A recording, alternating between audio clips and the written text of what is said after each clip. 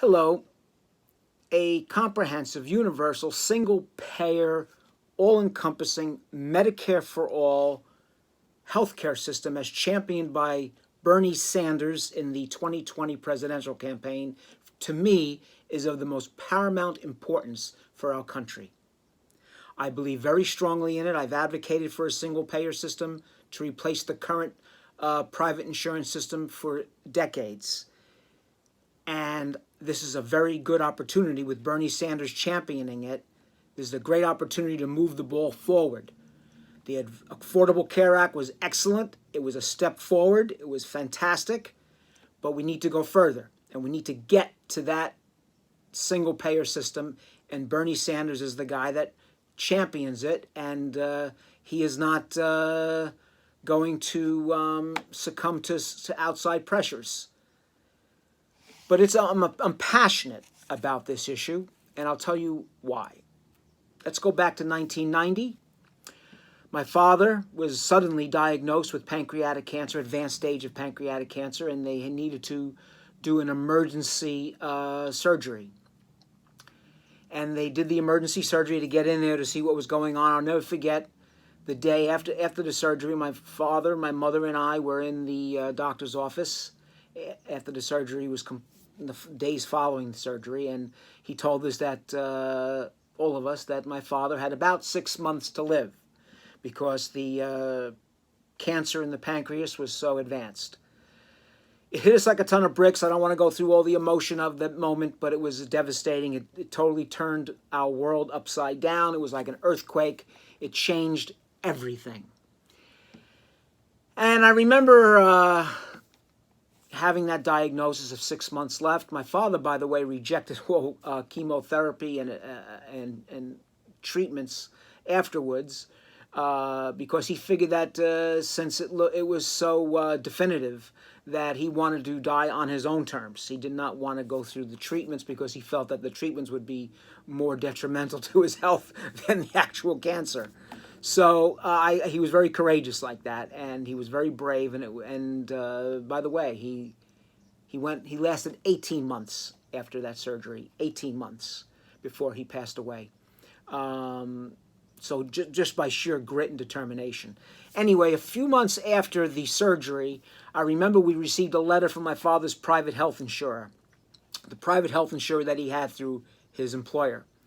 And the health insurer said that because of all kinds of the bureaucracy and the complex rules and regulations, they were not going to cover the emergency surgery that he had for the pancreatic cancer.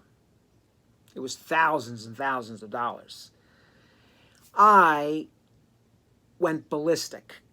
So for the next following few months, all I did was use up my time constantly going back and forth trying to negotiate with the health insurer to get them to cover my father's emergency surgery for pancreatic cancer. At a time when the family was torn asunder, when our hearts were broken, and we were dealing day by day by day with my father's slow deterioration, the insurance company was giving us a hard time. And all my energy, and I was a young man at that time, it was 1990, so I was just barely 30 years old. Barely 30 years. I think it was actually 29 at the time of this situation. And I had a deal with the health insurance company who fought me every step of the way. And I fought them, and I fought them, and I fought them, and I won. At the end of the line, I won. And that's the case a lot of times. You win, but not until they extract blood, sweat, and tears from you. Why do we have to go through that process? A few years after my father died, it was just me and my mother left. My brother had been taken care of in a state developmental center for the severely profound developmentally and intellectually disabled in New Jersey, run by the state government, getting excellent care. So he was provided for, he was taken care of. But my mother and I were left alone.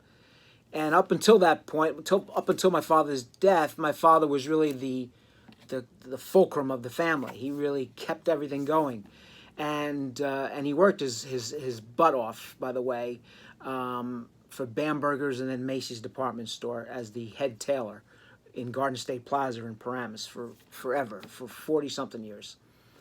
And anyway, my mother and I were left alone. And a few years after, my mother barely recovered from my father's death, psychologically and physically. She deteriorated from the stress of his departure from this world.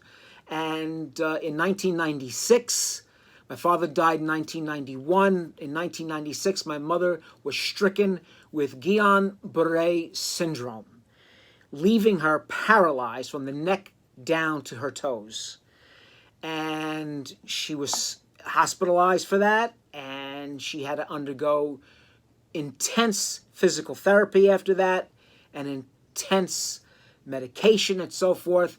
And for the next few years after that, it completely turned our lives inside out. Now, at that time, I was young. I was in my early 30s, early to mid 30s. And it was quite devastating.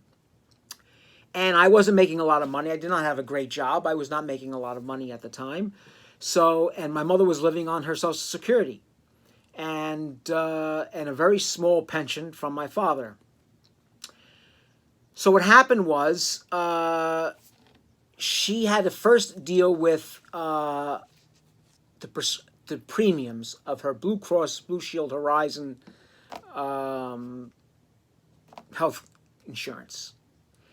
And I never forget, every year that doggone damn health insurance bill would come in January with an increase. Every single January, every year. Increase, increase, increase, increase. She had low income. She had a stable income. But every year that premium would eat away, eat away, eat away. Well, we certainly needed the coverage because with her having Guillain-Barré syndrome, we certainly needed the coverage. We had no choice. It was like holding us ransom. We had to pay the high premium to get all the coverage because she had the best coverage. We had to pay the high premium for the best coverage, and she needed it. We had no choice. And I remember many, many times when she would want, I don't know, something from the restaurant.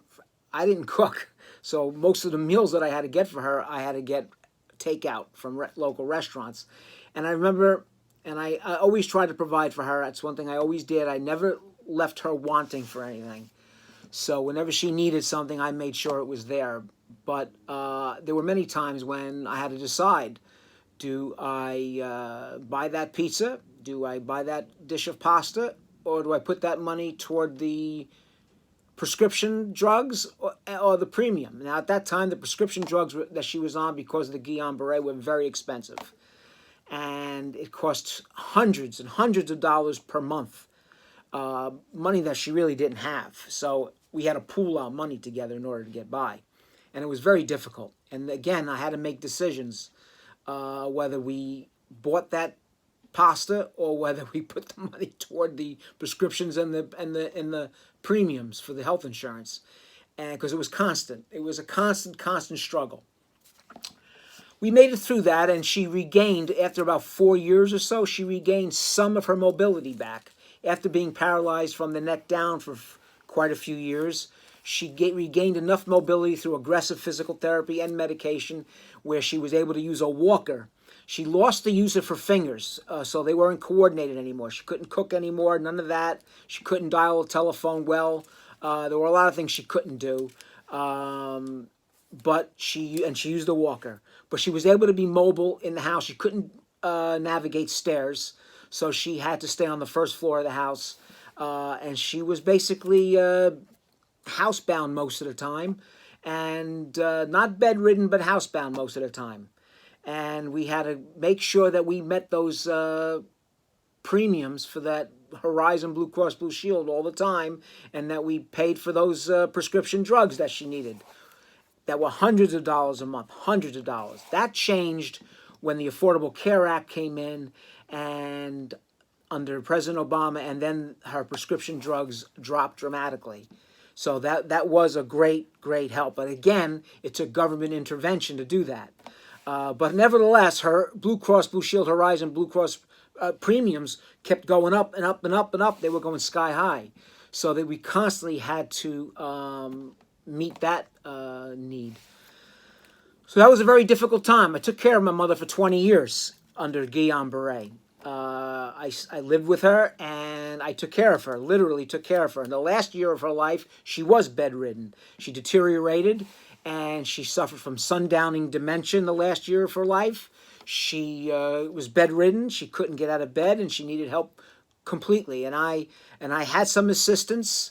However, I did 90% of it myself, and I took care of it. I had to go to work, and so I had some home health aides for a few hours a day. That's another thing. You only get a few hours of home health aide care under most programs, and I had to go to work. So it was a very, very difficult period. Very difficult period.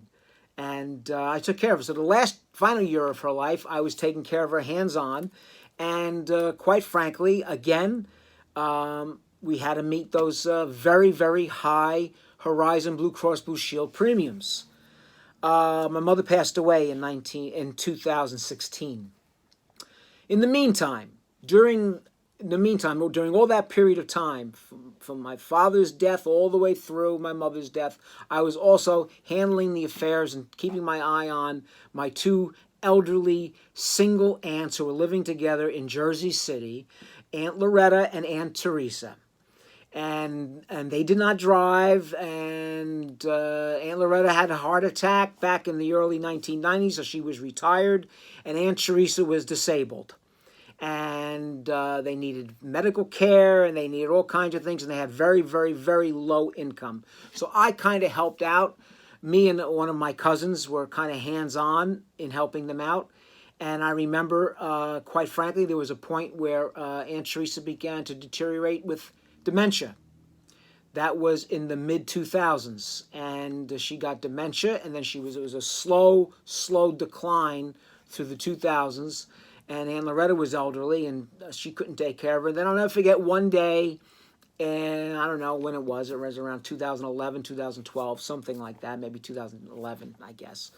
And Aunt Loretta and I went to Burger King to get a hamburger for Aunt Teresa. So we went to Burger King, come back from Burger King, and I'll never forget, Aunt Teresa was in the chair in the living room in a catatonic state. She could not talk. She could not walk. She didn't respond well, and it looked like she was hypnotized. And for some reason, a switch went off. A switch went off from the time that she had been suffering from dementia, but a switch went off and she no longer could speak or move or anything. And so we called the ambulance. We had her in the hospital. And then from the hospital, Aunt Loretta was too elderly to take care of her day to day. So we had her transferred immediately to the Cusack Care Center, now called the Peace Care St. Joseph's long-term care facility in Jersey City. Anyway, long story short, in order for Aunt Teresa to get the care she needed, we had to get her on Medicaid. She had not been on Medicaid before that. She had been on Medicare, but then they had to get her on Medicaid in order to get covered for that long-term care. And it was a bear. So they had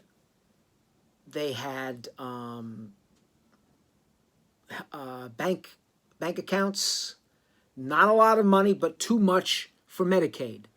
So I had to scramble and spend down for her and do all kinds of things and fill out applications after applications and bend ourselves into a pretzel to get her. And it was constant stress because I couldn't allow Aunt Teresa to be discharged back home because then she would never be able to get back into the facility because of the waiting list. And I couldn't allow that because Aunt Loretta was elderly at the time and she could not take care of her because she needed now complete hands-on care. So anyway, getting the Medicaid was torture. I finally got it for her. She became a permanent resident at the Cusack Care Center, and she was taken care of. But it took a lot out of me to do it. It was very, very difficult. And getting health care should not be that difficult. Then, of course, there was Aunt Loretta. Now, Aunt Loretta was by herself. Now, when Aunt Loretta was by herself, because Aunt Teresa was in the Cusack Care Center, Aunt Teresa's Social Security went to this center. Before they pooled their Social Security benefits together, and they were able to just to get squeak by month. Don't forget, they had very high premiums with Horizon Blue Cross Blue Shield private insurance. Very high premiums. Got to the point where when Aunt Loretta was left alone without Aunt Teresa's Social Security to subsidize, then at that point, I needed to subsidize Aunt Loretta in order for Aunt Loretta to eat and pay her health insurance premiums and pay her rent, which was going up, and just to get by with her daily care. I had to help her, and I did. It shouldn't be that difficult, but those health insurance premiums kept going up and up and up every year. Then Aunt Loretta had, in the last couple of years, had 2 heart attacks, 2 strokes, which landed her in the hospital, and then she needed full-time care, and so she was transferred to the Cusack Care Center, which is now Peace Care St. Joseph's in Jersey City. What happened with that? She, too, had money in a bank account. She has a small, tiny pension, and she has all these health insurance premiums, and she has Social Security, and all this. She wasn't originally eligible for Medicaid, and I had to get her eligible for Medicaid by spending down and taking care of tons and tons of paperwork and tremendous stress. Aunt Loretta's case for Medicaid was far more difficult than Aunt Teresa's. It was a bear. And meanwhile, she's got all these premiums. We couldn't let the private health care premium lapse. We had to make sure we met that. So I had to keep pouring money in order to make sure all her expenses were paid. It was a very difficult time. To this day, by the way, and she's in the Peace Care St. Joseph's facility, I'm still working on things related to keeping her Medicare, because not only do you get Medicaid now, but once you get the Medicaid, you got to reapply every year. And I got to maintain the accounts, and I got to maintain everything, and I got to keep applications. And it's even to this day, I still have paperwork from Blue Cross Blue Shield that I'm dealing with, as well as Medicaid rules and regulations and complexities. The whole American healthcare system sucks. It is not user-friendly. It is not good for people, and that's why I love Bernie Sanders' Medicare for All. We're going to scrap all this nonsense, and everybody's going to get care, no matter what. And that's how it's got to be. It's the current system is inhumane. I have the battle scars to show for it. It's been difficult, it's expensive, and it sucks the life out of you. Sucks the life out of you. So while you're paying for health care, it's making you sick. That's what the healthcare system does. It makes you sick. We need to fix this. And I see hope in the future. I see hope. But we have to keep banging the drums. Keep banging the drums and keep promoting it, championing it, explaining it, and pushing for it. And that is why I thank God every day for Bernie Sanders' presidential candidacy, because he's put issues like this on the front burner. And that's where it needs to be. On the front burner, and someday, somehow, it's going to pass. Now, I'm 58 years old. I'm not doing this for me. I'm in the last chapter of my life, so to speak. I've already lived 58 years already, and with all the healthcare situations I have had to deal with my entire life, from my brother, my father, my mother, my aunts, all the way through now, I've done enough for a lifetime, an entire lifetime of healthcare situations and circumstances that I've had to navigate and deal with and challenges to overcome. Well, now it's time for the next generation.